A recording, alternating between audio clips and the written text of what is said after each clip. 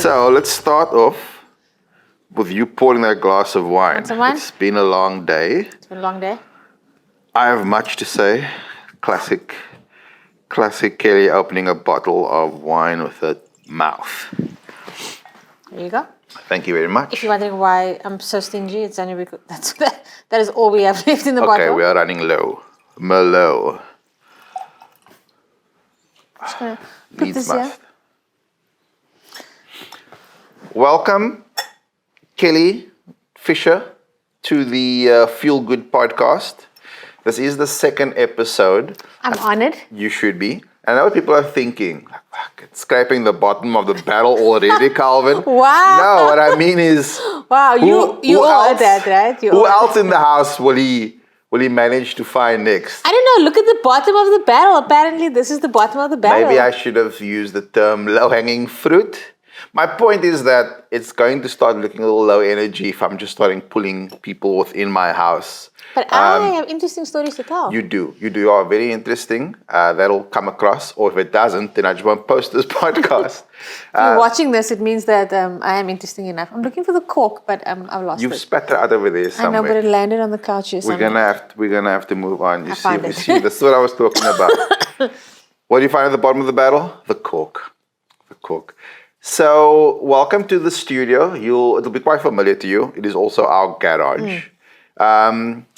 Yeah, quite a illustrious motoring career. Not that this is a motoring show necessarily. It is called the Fuel Good Podcast. It's motoring aligned, adjacent. It's motoring adjacent. I like that term. So, if I had to write up 100 words on Kelly the motoring journalist, what would that look like? That's a question. It would be, Kelly was a motoring journalist for plus minus the 7 years of her life at what at the time was one of the country's leading motoring titles. She always felt like a small fish in a big pond. And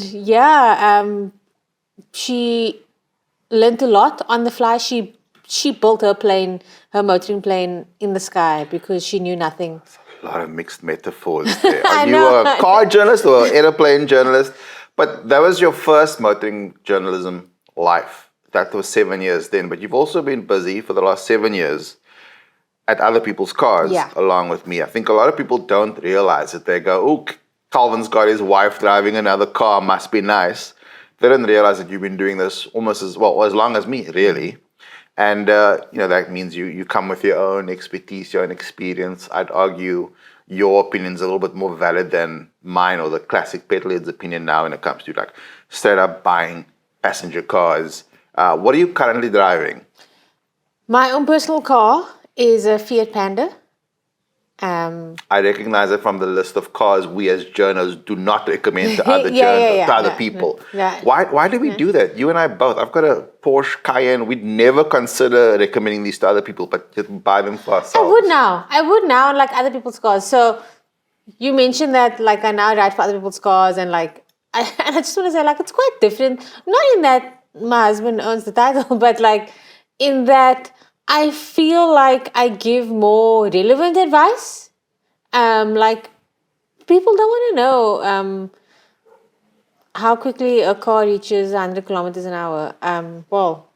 Everyday people, normal people, normal people just doing their shopping and taking the kids to school and just going to work. They don't need to know that. So I feel like now that I have like more freedom, or just the freedom to recommend whatever is just like on my heart, I would recommend a Fiat Panda now. I'd be like, what a quirky little thing. Pandas are super quirky. So quirky. And then what test car are you currently driving? So what was just returned actually is the Hyundai Tucson N. I want to say, I don't know the full label. What's the full label? I mean, did your editor just give you the car and trust you would know what the badge was I at do the have back? it written I'm down. sure you do. But like, and I quite like that one. Oh, it was nice. And for reasons that have nothing to do with the N badge and everything to do with the seat heaters and steering wheel warmer. Just like a level of comfort. So you haven't asked me, but I've been driving the Subaru Crosstrek. So that used to be more or less the XV And I remember at the time when the XV first came around, thinking, it's like a impressive with its balls cut off and like plastic bumper add-ons and wheel arches and so on, and not really appreciating it then.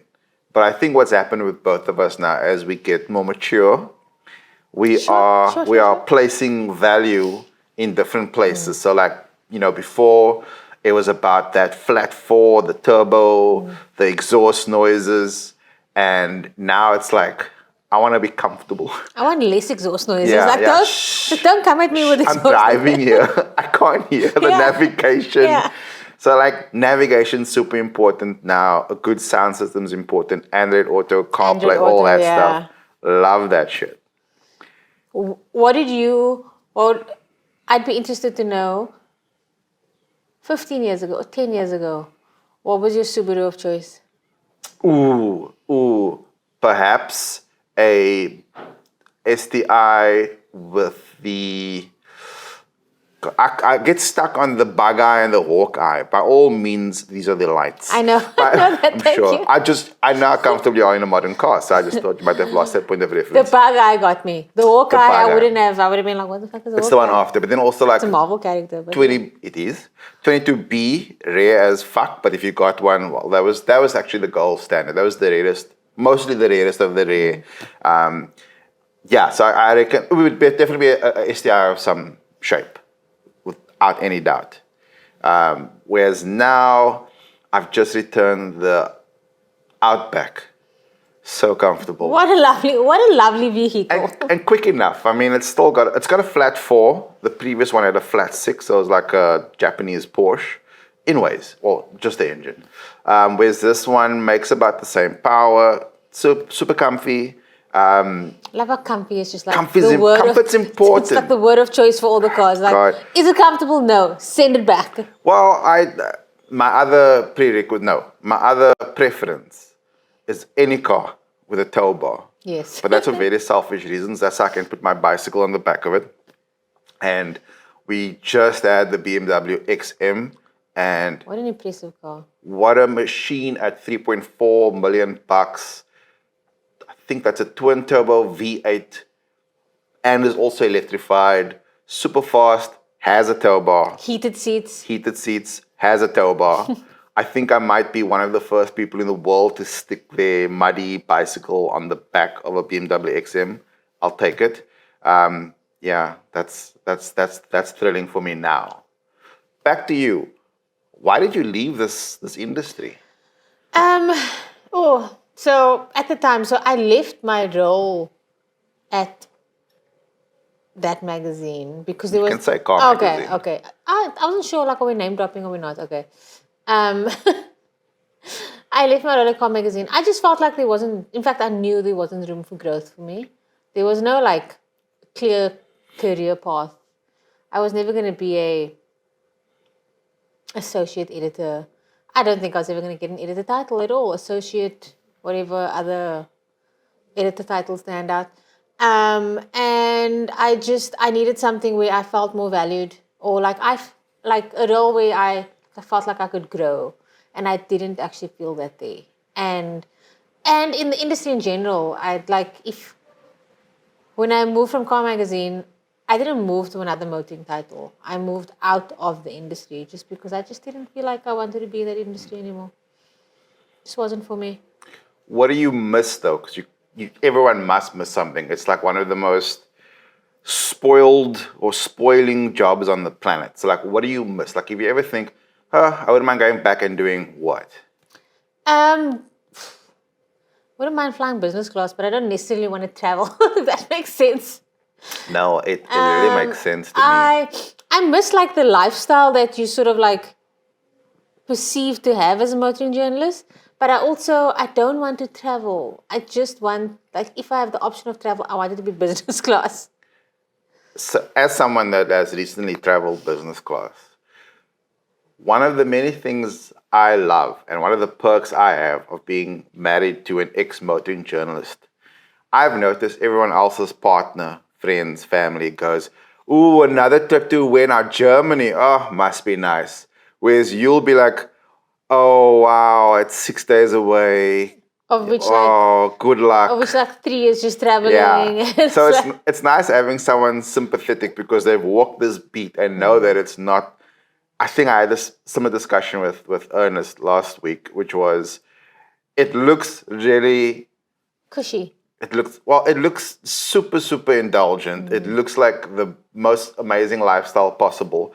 But you don't realize, like, dude, I'm tired now. And I mean, we know guys in the industry, guys and girls in the industry that get back from a launch and they're barely packed out of one bag and they're back into another one and off they go again. No, thank you. And I know there was a time when that seemed quite special, but now it's just like, what's wrong, dude? What's wrong at home? Why don't you just sit still a little bit? And there's obviously that feeling of like I don't want to miss out on the next one in case that's like you cut off that streak. Like, okay, well, who says there'll be another one? You don't know for sure. Gosh, I mean, just this trip now. About that trip, is it okay if I just that's a great segue into what I want to ask you about? Segues are important. So tell me about the trip. Like, what did you drive? What did you do? So I'm quite lucky in that Volkswagen invited me to go and check out a bunch of EVs at the IAA. It's basically the Munich show. And Many Volkswagen EVs around. Yet. That's about to change. So when I say Volkswagen, I do mean like the whole group. So Audi, Porsche. So we got to drive. Oh no, we first got to see what was going to get unveiled, which was awesome. It was the new electric GTI. Oh, cool. But on our way to go and drive the new ID4 Pro, which is coming to South Africa, we spotted an original Mark 1 GTI. And even though there are a whole bunch of EVs lined up, we were like, can we just drive that one first? Promise, we'll light up a bunch of other cars as well, but can we drive that one first? That's Canucks. For those watching who know Canucks, you know what I'm talking about. That's Canucks. 4 people, 5 people watching. Your mom, my mom. But seriously, when we saw that, we're like, well, now I've got context. It's one thing to go, new GTI is going to be electric. It's really smooth. Whereas if you've just driven the one that started it all, and it's a super special car. It started hot hatchbacks. And obviously the GTI badge, and it's not the only manufacturer that has a GTI badge. Ooh, this is getting very car-ish now. But anyway, that was fantastic driving that car, then driving that ID4.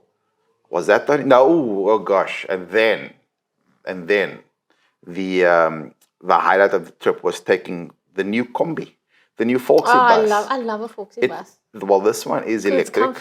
It's comfy. Oh my God. It's so comfy. There are so many surfaces to just nap on. So comfy. I mean, not while driving as the driver. Agree to disagree. But anyway, so we drove the VW Buzz, the ID Buzz, play on bus, I guess. And we drove I didn't get that, but okay. You did not? No. But Buzz and bus? No. Didn't get that. Been a while since you. And we drove from Munich all the way to Austria. We had other plans until the range. Range is a factor, even in first world countries, even in Germany, even in the motherland. And we had a plan to drive to Switzerland originally. Ended up going to the nearest town in Austria. Australia is far. Wow. No, the range that range on there is amazing. We went to Austria and I Googled like the closest town. And then I read up on the town, I saw the photos. I was a foot away. Tell me what you did. Well, I saw the pictures and I said yes. And then I carried on reading and then I realized or discovered it was the birthplace of Adolf Hitler. So VW, Adolf Hitler, left that out of all my stories. No one needs to remember that. No one needs to know how deep the origins go. So this is the first time. And moving on. So hell of a trip, amazing cars driven, cool stories out on Cars.coza, IL Motoring. I've got a little column I want to do for Wheels 24 as well. We met Hildegard Wortmann. Hildy, yeah, Hildy? you know. You're brave, Hildy. Oh no, I've met a whole bunch of VW bosses. We're all quite tight now. I've got a WhatsApp group together. Just called like the boss and VW bosses. Yeah. We tied like it doesn't even have a name. And that was cool. We got to talk about like where Audi is going in the future. Talking about motorsport, electrification, that sort of thing. So that was quite a lot of fun. You know what's cool? That just clicked in my brain now, and it's not a conversation we've had. Is that when you mentioned Hildegard, is that her name? That's her name. It didn't even I didn't even think for a second, like, oh my God, it's a woman in charge. It didn't even click in my brain. I just thought, boss. And if you think that's impressive, when I went to Detroit last year with Ford, so many lady bosses. Just because like a couple of years ago, like when I worked at Car Magazine, like, I want to say, is her name Una? Who's the Audi designer that was from South Africa? Yeah, man. Who designed like Audi interiors. I'm so sorry if I'm bastardizing her name. I'm so sorry. Anyway, lady whose name I think is Una. Yikes. It's probably not that. Anyway, so whatever her name Thurman? is.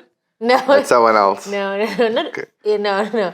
Anyway, so like we used to make a big deal of that. Like women in the industry made a big deal. So African women in the industry obviously made a big deal. But like in general, like women heading up R&D at Audi, whatever it is. And now it's just like your friend Hildy is just in there. But I think it's actually a good sign. We're making less of a deal out of women in industry because there's so many more of them. And they all it's not like a novelty anymore. It's like, no, she's a boss. She does amazing things. Super warm, super smart. No, she was an absolute pleasure. Very, very insightful. Okay, no, you don't. Okay, sorry. I'm joking. Speaking of launches, what was your best launch ever? Like your best? You know what I'm going to say. I know, but no one else does. Okay. Ice driving in Sweden. That was just like, it was so different and like thrilling for like different. I hate track driving. I hate track driving. Like it's like so much pressure. It's such a pissing contest. Like it's just like it's a dick measuring contest. I just hate it. Like it's you never feel comfortable there. Anyway, ice driving was not like that. Ice driving was like, oops, it's in the snow. Oops. A man will come and collect Oops, like some Swedish guy will come and like Sven. I know because I was there. Like that was like a fun trip just because like you weren't expected to get it like right all the time because I mean like you're driving on a frozen lake. What do we as South Africans know about driving on frozen lakes? And that was a lot of fun, but also just like it was such a different experience. Like it couldn't be more different from South Africa. Like one, everything is R1 million. You want a glass of wine, R1 million. And two, just like the nature. I mean, like one of the hors d'oeuvres, very fancy word that. One of the hors d'oeuvres was like reindeer heart, and it's like delicious. I don't know. I didn't have it. But I did that wrong. It was just like such a different experience and like a lot of fun. It was the first time I glue wine, which I will forever. You've not stopped? I haven't stopped. I'll forever appreciate that experience. Sweden was amazing. Like we did a lot of stuff. So is that your favorite also? It's my favorite one I did with you, for sure. But there's been a lot. So like I won't mention the BMW M2 on Laguna Seca corkscrew with like I did last time with Ernie. But also you also got to drive that through Vegas. That was an M240i. That's one of my best drives ever. Was after the cop. That's a whole other story. I got pulled over by a sheriff. To the accent. I'm not going to do the accent. I'm very shy now. 5 people are watching now. But I'll do it later. But he means just for me. Yeah.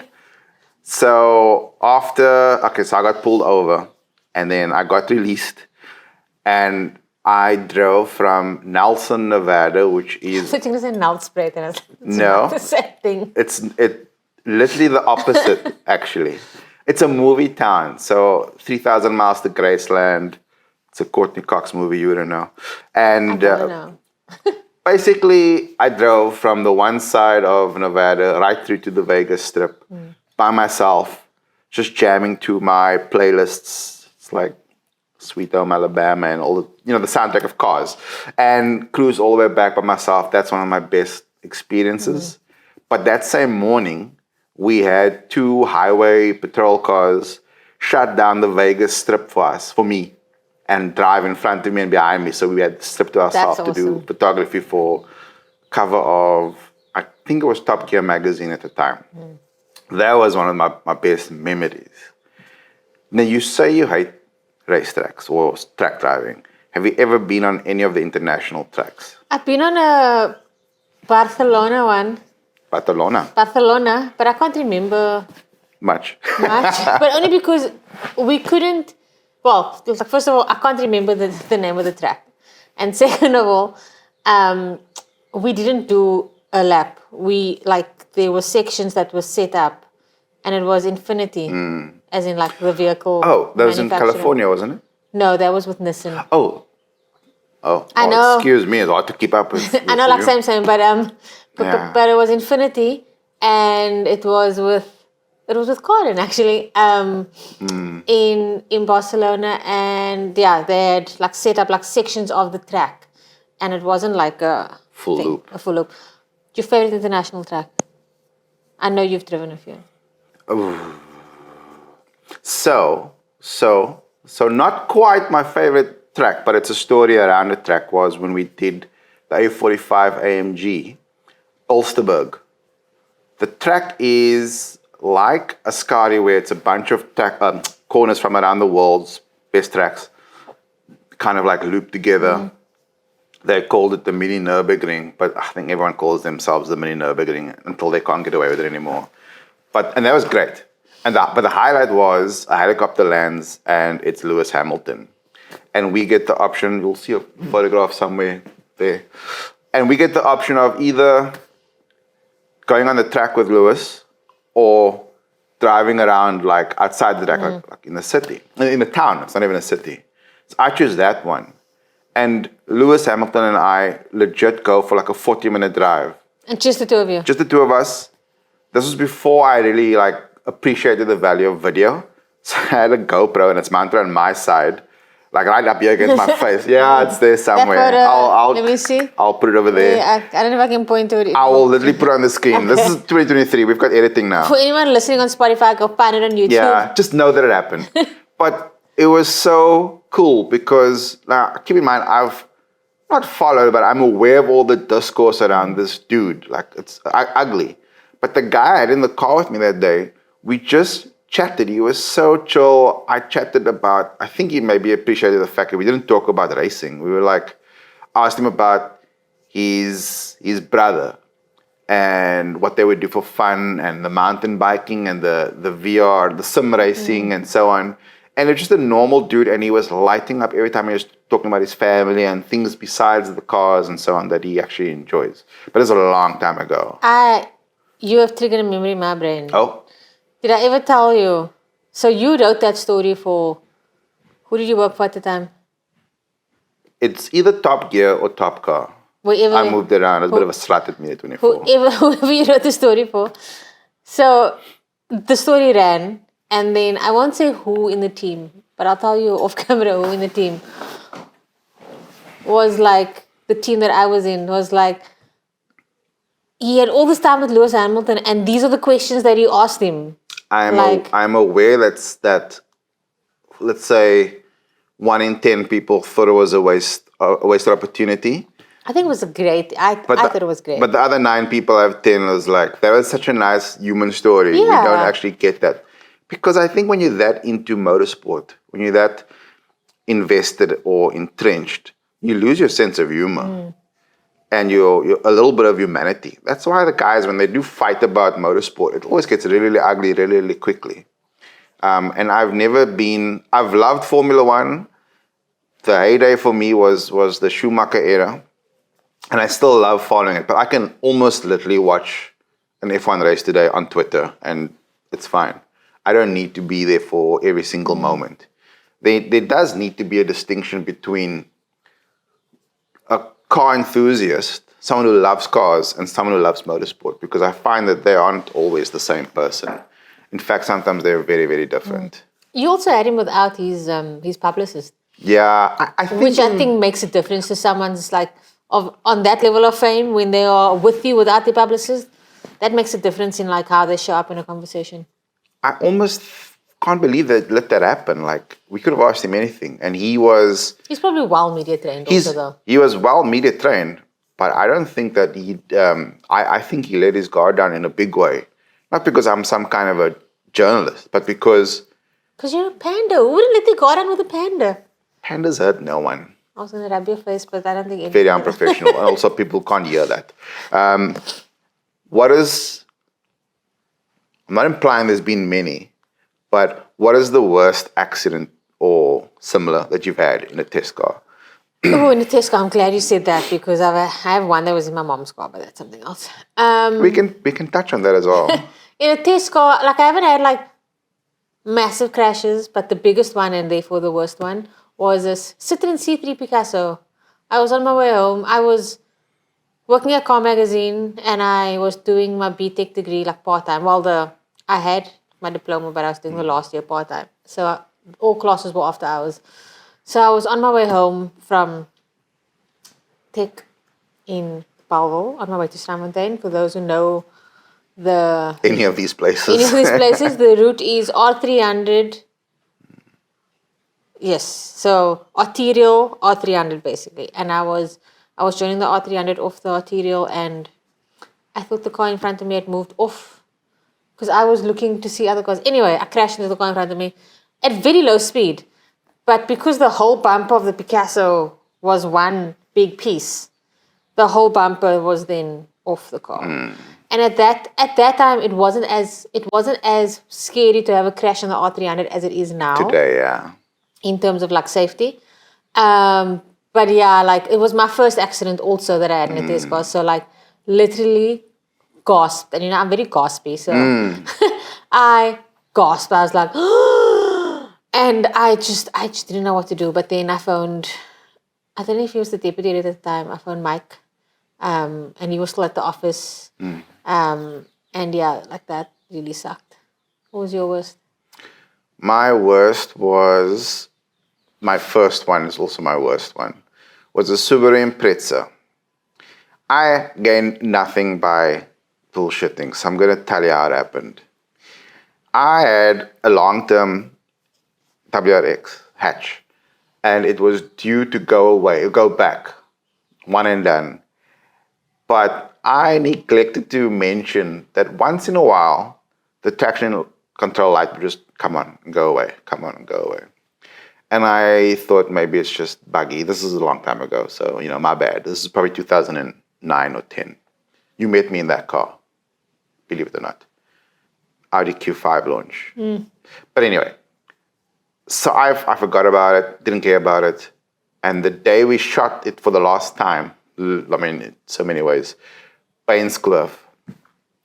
And the light came on and I ignored it because we weren't doing anything. Because we drove fast a lot of the time. But that day it was like a wrap-up photography.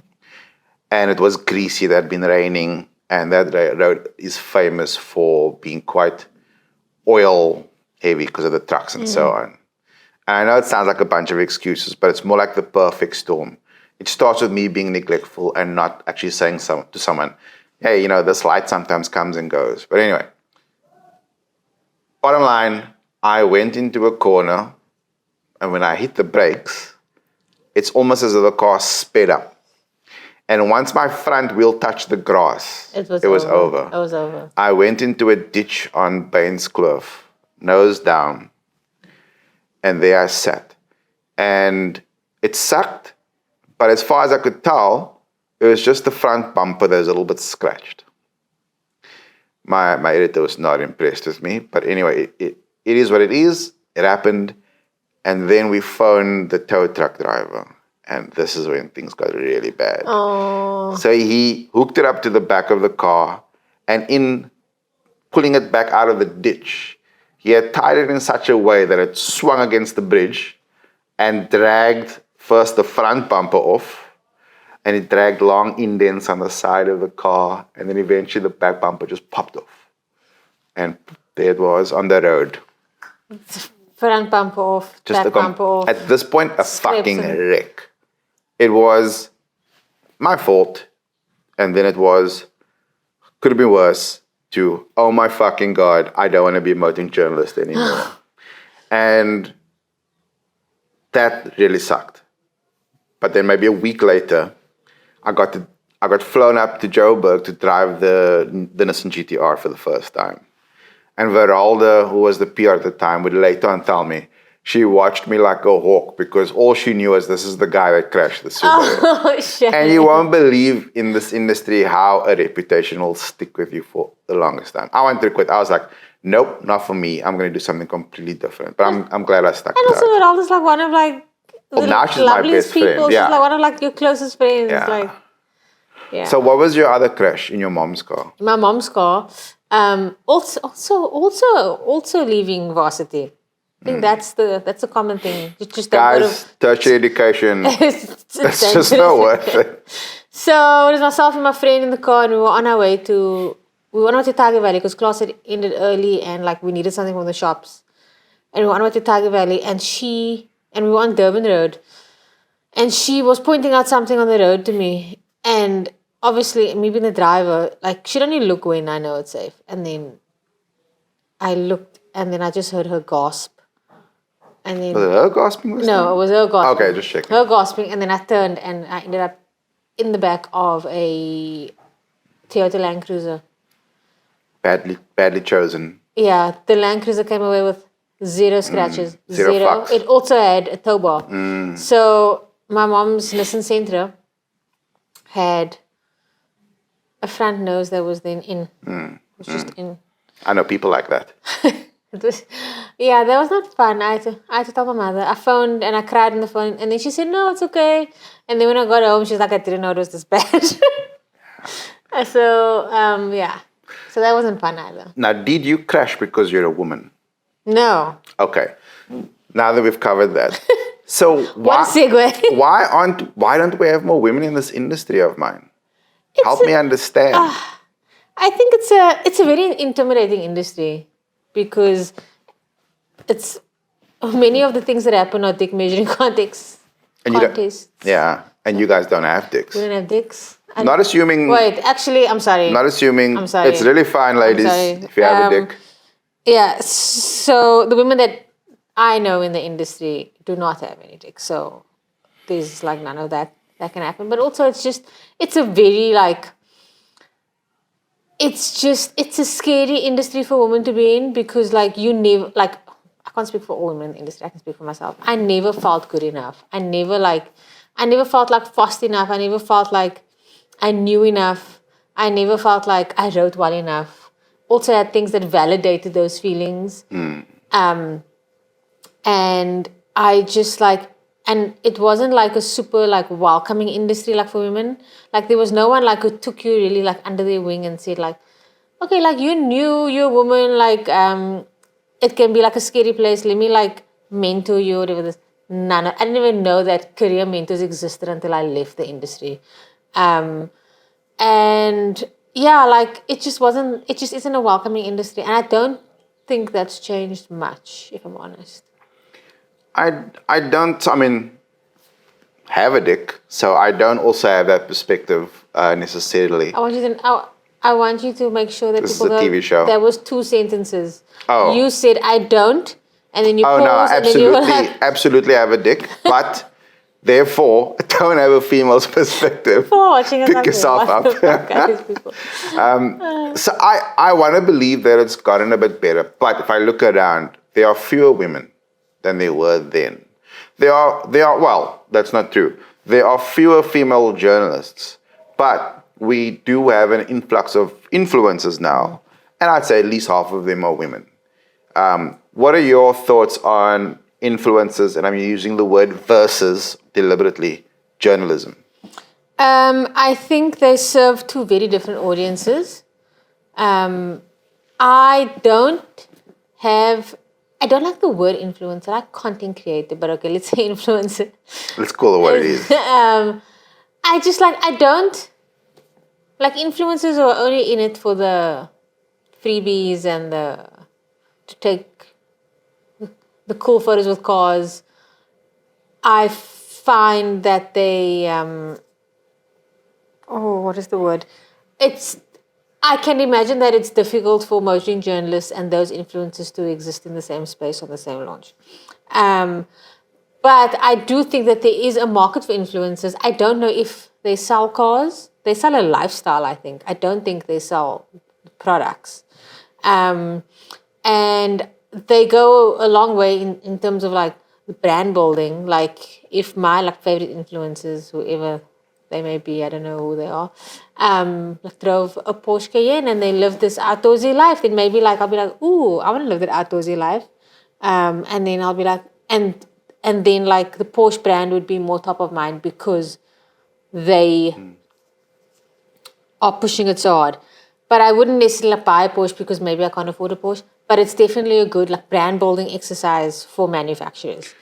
I like that you bring up the term content creator, but I almost want to go, that's a third thing. Like they are influencers, but the definition you gave about posing with the cars and having it in the background and so on, I think that's valid because they get that hashtag going, and like you say, it's like it's on the cusp of being news. You know, it's there, and then you get journalists, ye old journalists. I'll get back to that. Remind me because I will forget. Because I want to talk about content creators because I think that's something else. I think they get lumped with influencers. Not that that's a bad thing. I think they get lumped with journalists depending on maybe the way the PR interprets their mission. So I do think like even I would love to just be a straight up content creator, but because I've got a journalistic background, I do have to write quite a bit as well, which is great. I do love writing. You're a great writer. You're very embarrassed. Thank you.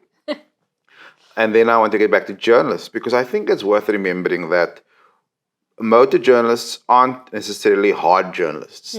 We are product journalists, and you know we can deliberate and we can give an opinion on something, but we're not going out there. We don't have a beat that we walk and we out there getting the news. So the distinction between someone who has an influence in the world of motoring versus an influencer, it's a smaller gap than you maybe realize.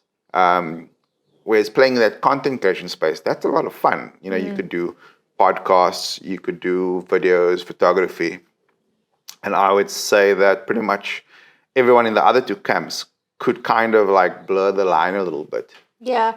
I think also, I do think that like people who read the work of motoring journalists and people who look at the content that is produced by influencers and maybe even like content creators are different people. I think a lot of like petrolheads, for lack of a better term, and people who just want like knowledge of cars for the sake of having knowledge of cars read what motoring journalists have to say. I think people who want to make a car buying decision would more often than not actually base it on a lifestyle that they want, and therefore most likely what an influencer is driving, what content they are seeing being out there like by content creation, being out there as a result of content creation.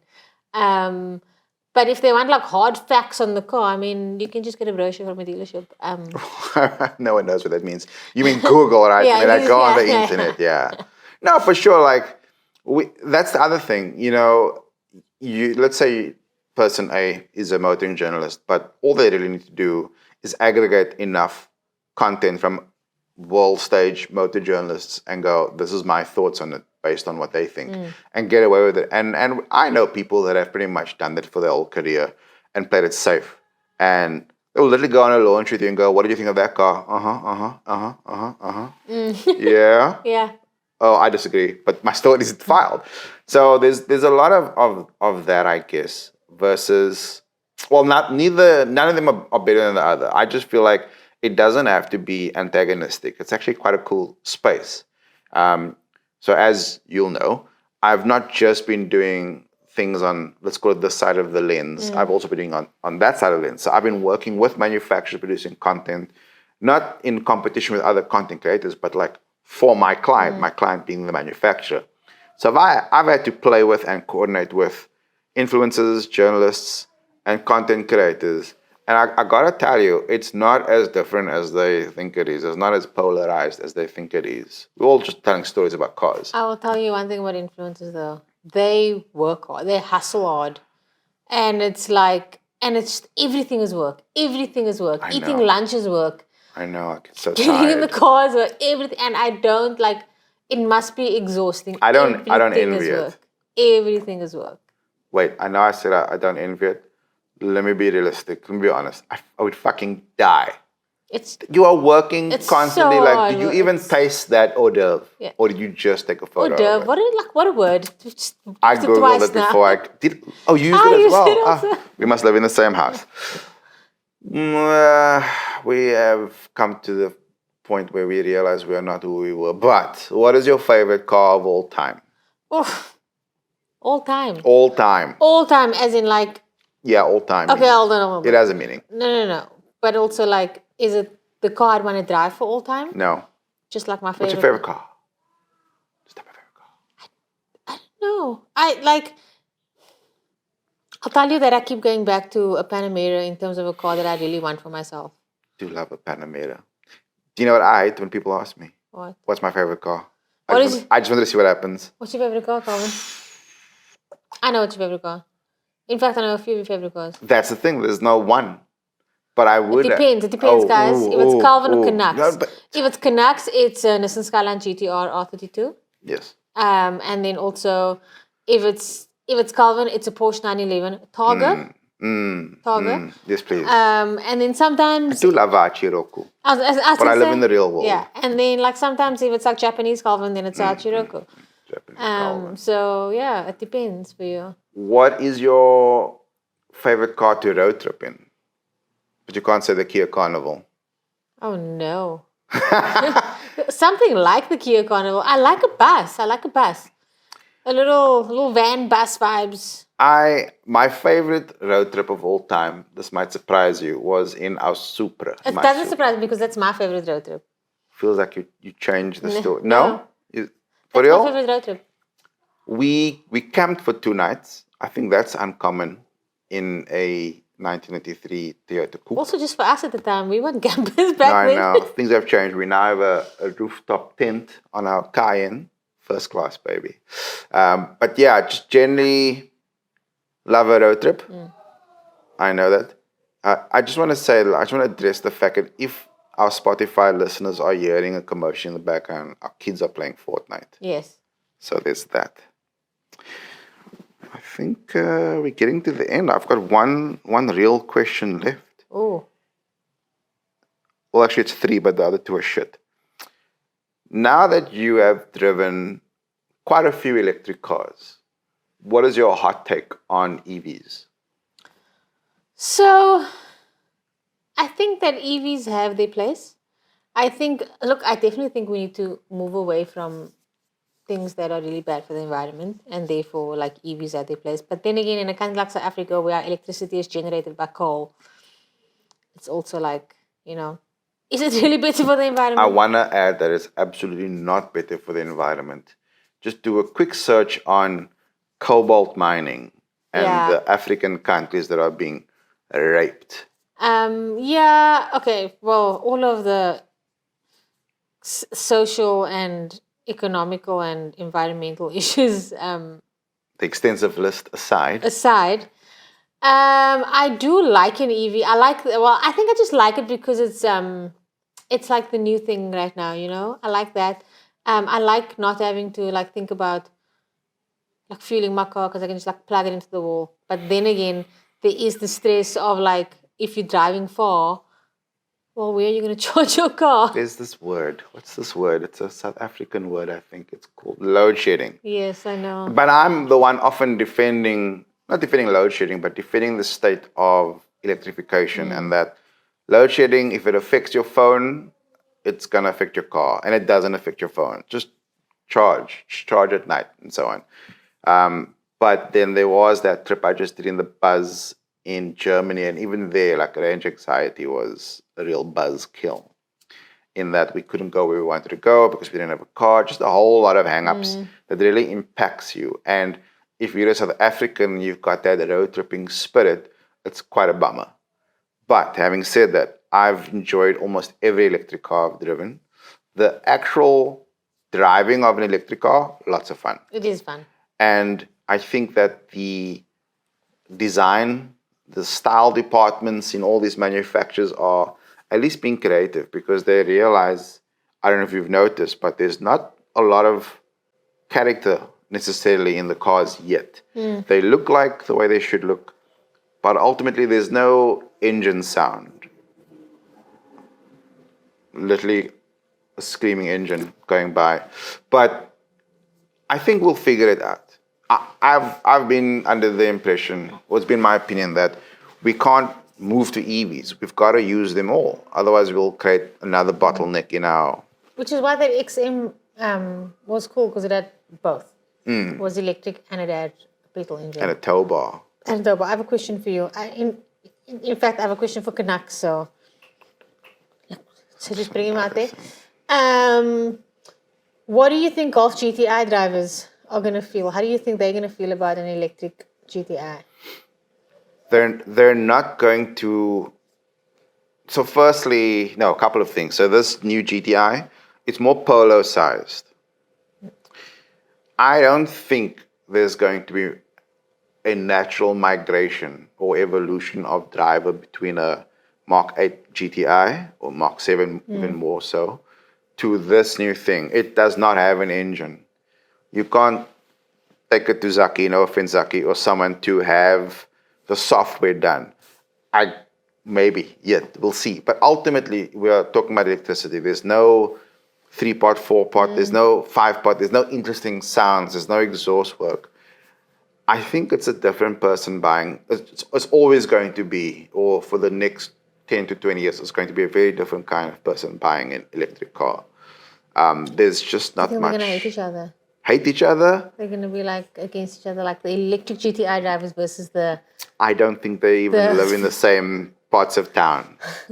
No, I actually don't know, but I can't wait to see what happens next. Electric cars are here. I hope they leave a little bit of space for hydrogen cars and, synthetic fuels and the rest of it. It's a very exciting time if you don't mind not knowing what's happening next. That whole second Cars movie was all about how synthetic fuels are bad. I don't want to place too much stock in a Pixar movie at this point. Call me old-fashioned. Let's stick a pin in it and revisit that. My absolute last question, though, is what advice would you give young women or women that are on the fence going, could I do that? I mean, we know the answers. Of course you could do it, and probably better than some of them, a lot of the men. Not by virtue of being a woman, but maybe by virtue of wanting to prove themselves. There's a lot less wanting to prove yourself in this industry now than there was 15 years ago. I think the barriers to entry have completely gone away or smaller than ever. But what advice would you give? I would advise them to find a buddy they can lean on. I don't know if it's like a mentor or whatever it is, but like I think in an industry like this, like you can feel very isolated and on your own. And if you don't find someone to sort of like help you along, not help you along, just advise you in the beginning at least, you will easily like step out of it because you'll think that it's not for you. But if you have someone who you can lean on for advice, you can lean on for support, or you can lean on just like an ear to listen, I think that goes a long way. And like it doesn't have to be another woman. It would be great if it was another woman, but it doesn't have to be another woman. It could be a man. It could be you. It could be... what do you mean it could be a man or it could be me? Not all you. I just mean it could be a man. Full stop. It could be you. You're a man. I am a man. You're my man. Okay, well, now I've gone off the rails. But yeah, I think having... 1 second, the Hadidas are saying something. And kindly fuck off. I think having someone who like you can just sort of have as like a sounding board makes a huge difference. And I wouldn't say I had sounding boards. I had used. And thank you so much. You were a big support for me. You're a big support for Jules as well. Jules is amazing. She's won an award. She's built a career. She kicks ass. But like, I didn't have a sounding board. I had a lot of, I don't know if criticism is the word. It's like, like criticism that is like said in jest. And then if that is like said to condescending. Yeah. And if that is like said to you enough, like you believe those things.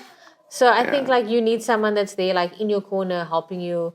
Well, I think it goes back to what you were saying earlier about you knew that there was a ceiling for you. Yeah. And maybe you didn't feel at the time it's because you're a woman. But clearly, if you're always being treated condescendingly, it's gonna light a spark in you. You're gonna go, oh, okay, I'm a woman, and therefore I'm only going that far.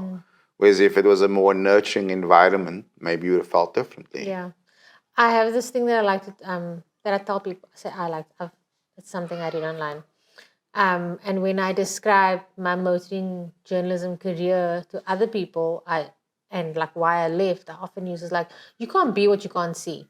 I didn't see anyone else of my gender, of my race, of like anyone who I related to in a role that I wanted, and therefore I knew and felt that there was a ceiling. Whereas now there are women who are who have editor titles, who are like kicking ass in this industry. And I just like, for any other woman who's coming into the industry, first of all, look for those women and find them. And if you can have them as a mentor, please do. And those women, please avail yourselves as mentors. But if And me. But if not them, then like lean on like someone else. And it doesn't have to be about the fact that you're a woman. It can just be like you're a great motoring journalist, and therefore you want to be an editor. You want to be I don't know, whatever other titles exist in motoring right now. I'm not sure. But yeah, so I think look for someone who will help you, will be your sounding board, will be a mentor. Very insightful. Thank you so much, Kelly Fisher. It's the wine. Thank you, Calvin Fisher. Do we have any more? No, we're done. Okay, I'm going to get the shops. Thank you very much for appearing on the Feel Good podcast. Thank you for having me. I won't be going out to get more wine because I've had wine. This is a motoring adjacent show, so we'll probably just order some. We'll order some. Okay, that's it. Thank you very much. Thank you. And I don't quite have a sound off yet, so I'm just going to do a black screen there.